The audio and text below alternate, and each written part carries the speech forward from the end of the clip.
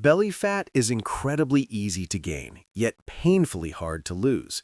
You only need to think about pizza for a moment and boom, your stomach already feels bigger. Meanwhile, you can grind through endless hours of cardio, sweat pouring down, but when you look in the mirror, your body still looks like it's stuck in winter bulk mode. Sound familiar? Let's fix that.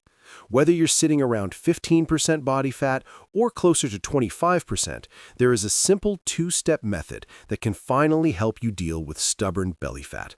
No magic fat-burning pills, no extreme soul-crushing cardio sessions, just the exact approach I personally use. In this video, I'll break everything down so you're left with zero excuses for keeping those love handles around. But first, we need to destroy a few myths. Because if you want to beat belly fat, you have to understand exactly what you're up against. Chances are you've already lost some weight. Your arms look leaner, your face looks sharper, and overall you appear healthier. Yet that belly fat still clings on like it owns the place. And no, it's not because you're lazy, and it's not because you didn't do enough crunches. This is simply how your body works. Genetics decide where fat comes off first, and where it stubbornly hangs on until the very end. For most people, the final battlefield is the belly. There are two main reasons for this. First, belly fat cells act like glue. They hold on far tighter than fat stored in the arms or face. No matter how hard you push, this area is usually the last to shrink. Second, poor blood flow makes it harder for fat-burning signals to reach the abdominal region. So while your arms and face are leaning out, your stomach is basically stuck in vacation mode. That's why veins start popping on your biceps long before your abs ever show. You can't spot reduce fat. Your genetics choose the order, and everyone has one stubborn area. And unfortunately, it's usually the one we hate the most. Now, let's tackle another myth. Crunches do not melt belly fat.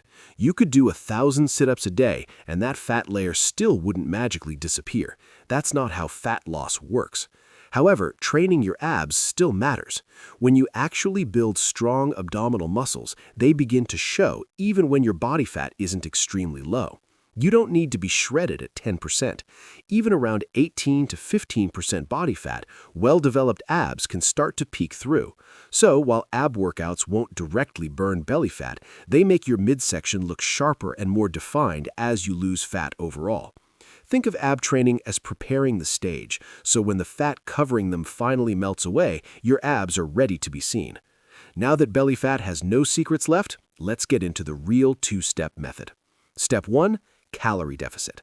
This is the only true way to lose fat. Eat less than you burn. That's it. It sounds simple, but consistency is the hard part. Most people either eat too much or quit after just 2 weeks. The key here is patience. You don't need to starve yourself. You just need to maintain a small, steady deficit long enough for your body to respond. Step 2 is speeding up that deficit, not by cutting more food, but by burning more calories. And this is where most people mess up. You've probably tried cycling, rowing, or heavy deadlifts. Yes, those burn calories, but they're not sustainable. If you can't keep doing them week after week, you'll eventually crash. Worse, pushing too hard increases the risk of injury, and then you're forced to take time off to recover. That's why I ditched those all-out cardio torture sessions and switched to something simple, consistent, and effective. Running. Yes, just running.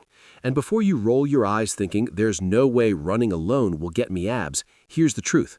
Your body doesn't care how you burn calories. It only cares that you stay consistent. Running is incredibly simple and highly efficient. No equipment required, and you can do it anytime, anywhere. Aim for 7 to 10 kilometers per day, or spread it out across the week if needed. A morning jog, an evening run, or even 2 shorter sessions all work. Over time, those kilometers add up. Don't try to hit 10 kilometers right away. Start small. Add 2 kilometers a day, maybe a short jog after your workout, or first thing in the morning. Once that feels easy, push it to 4 kilometers, then 6 kilometers, until you're consistently hitting 7 to 10 kilometers. It may sound too simple, but that simplicity is exactly why it works. When you combine steady running with a clean, sustainable calorie deficit, belly fat doesn't stand a chance.